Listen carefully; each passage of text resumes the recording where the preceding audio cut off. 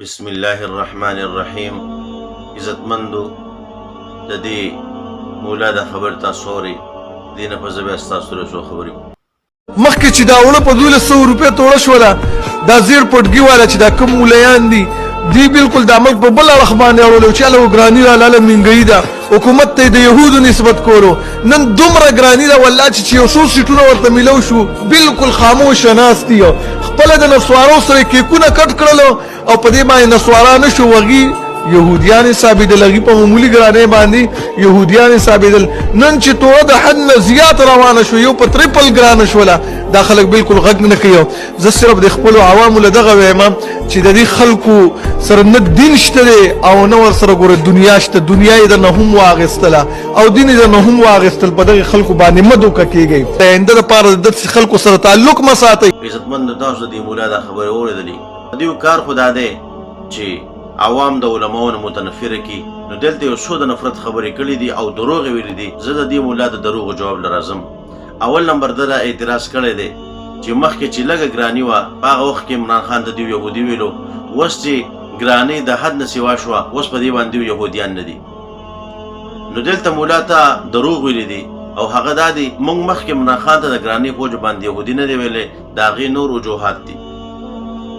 او بیا ورته موږ د یهودو ایجنټ ویلی، یهودي هم ورته نه ویلی.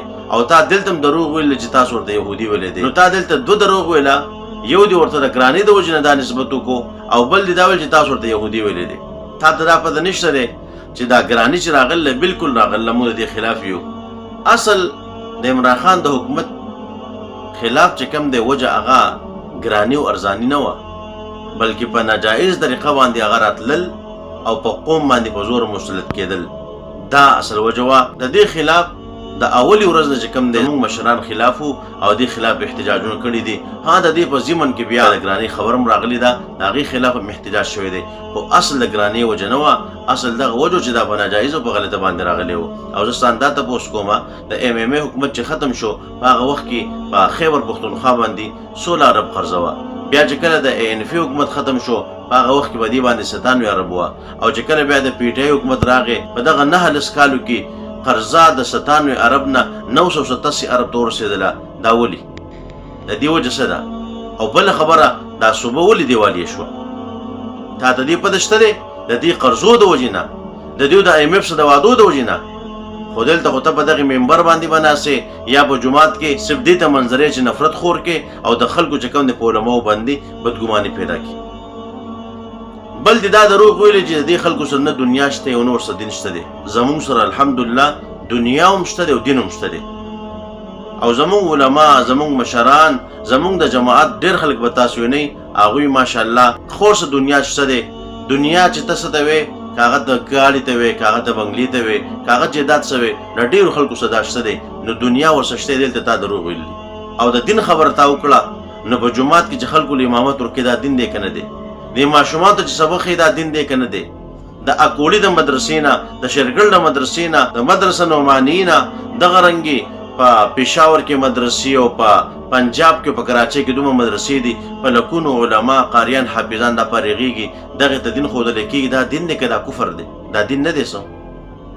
خو کېدی شي ته دغې ته کفر وې، دغې ته به د دین نه وې. نو او بل دا خبره کې چې دې خلکو سره هېڅ قسم تعلق مه لرئ، نو په دې باندې هم تاله شرم پکار دی، تاله افسوس پکار دی. خیر دا خلک به زموږ سره تعلق نه لري، خو د هغه خلکو سره به تعلق لري چا چې ګستاخ رسول آسیه مولونا ازاده کړې وه، چا چې پاکستان کې د مندرونو افتتاح چې کوم د اعلانونه کوله، چا چې پاکستان کې جوماتونه ورانوله، چا چې د بابا فرید قبر ته سجده کړې وه. د دغې خلکو سره به چې کوم دی خلک تعلق ساتي، زموږ سره به نه ساتي. دا ستا هغه بغض او حسد دی چې څه به دې خلکو ته ښکاره کې او خلک د علماو نه متنفره کې. نو دا کار چې کوم دی ستا لپاره مناسب نه دی. نو کوشش کوه چې خبره کې دروغ مه ووایه. یو په دلیل سره خبره کوه، په ثبوت سره خبره کوه. په زول دروغ ویل، د خلکو په ذهن کې شک اچول، دا چې کوم دی د مسلمان کار نه دی. الله رب العزت زمونږ د علماو سره مینه محبت پیدا کړي. ما علینا الا البلاغ.